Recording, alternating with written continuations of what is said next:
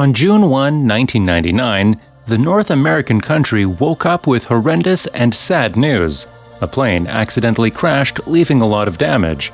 It had 145 people on board, who died, 10 plus captain in command.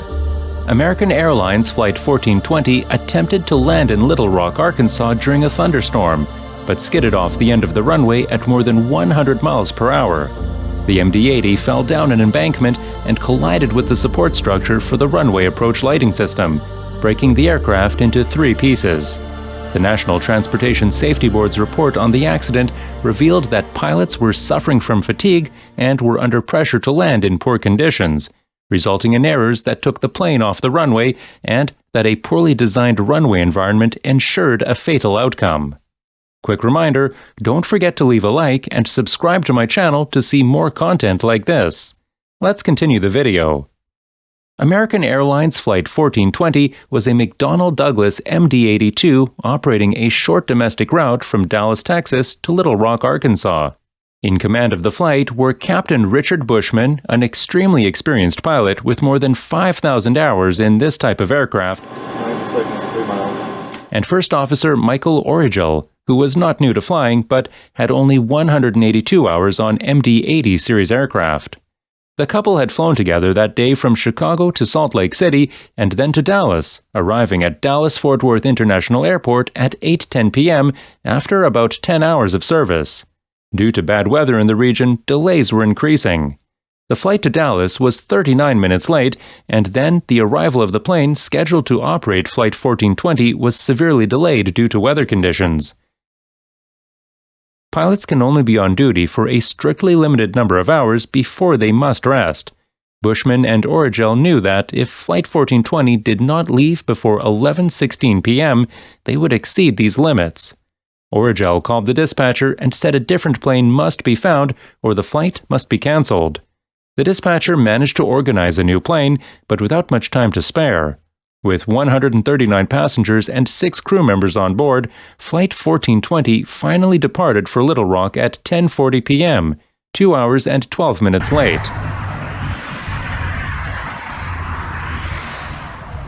14 minutes into the flight, the dispatcher informed the crew that thunderstorms in Little Rock could affect the landing and suggested that they expedite their arrival to be on the ground before the storms worsen.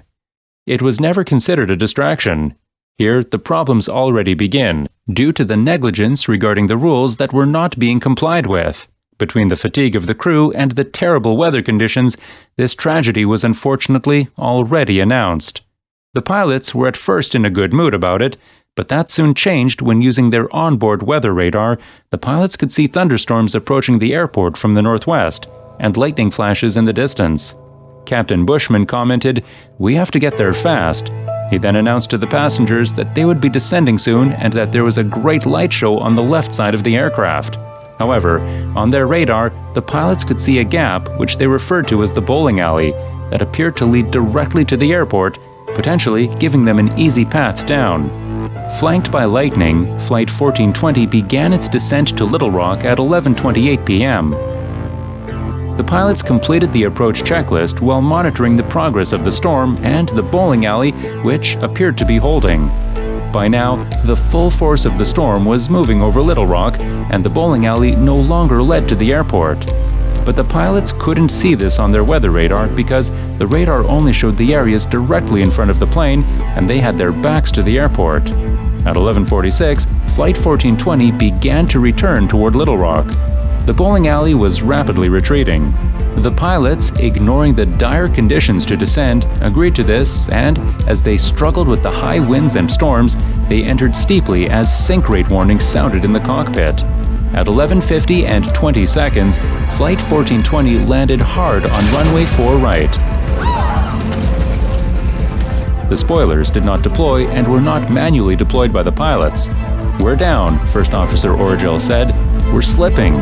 Automatic spoilers and automatic brakes are essential to ensure the aircraft's ability to stop within the confines of a wet runway, especially one that is subject to strong, gusty winds. Spoilers interrupt the flow of air over the wings, preventing them from generating lift and cause the landing gear to support more of the aircraft's weight. about 65% of Flight 1420's weight would have been supported by the aircraft's landing gear had the spoilers been deployed. But without the spoilers, this number dropped to just 15%. With a light load on the landing gear, the aircraft's brakes were ineffective in slowing the aircraft, which continued down the runway at high speed. Directional control was lost when Captain Bushman applied too much reverse thrust, reducing the effectiveness of the aircraft's rudder and vertical stabilizer. The aircraft continued past the end of the runway, traveling another 800 feet and striking a security fence and an ILS localizer array. The aircraft then collided with a structure built to support the approach lights for runway 22L, which extended into the Arkansas River. These structures are usually frangible, designed to brake on impact, but because the approach lights were located on the unstable bank of the river, they were firmly anchored. The collision with the robust structure crushed the nose of the plane and destroyed the left side of the plane's fuselage, from the cabin to the first 2 rows of seats. The impact split the aircraft into large sections, which came to rest near the riverbank. Captain Bushman and 10 of the plane's 139 passengers died in the crash, including 2 passengers who died in hospital in the following weeks. First Officer Origel, 3 of the 4 flight attendants, and 41 passengers sustained serious injuries. The remaining flight attendant and 64 passengers sustained minor injuries, and 24 passengers were uninjured. The investigators ended up delving into the actions of the pilots, the airline's training regimen, and the behavior of pilots in the United States. What they found was that, at surface level, the only cause of the crash was the pilots' failure to arm the spoilers. If they had, the plane would not have crashed. But the more interesting question was why they forgot this critical step. In fact, the origin of this failure lay in the extreme workload that pilots faced when trying to land in the middle of an intense storm.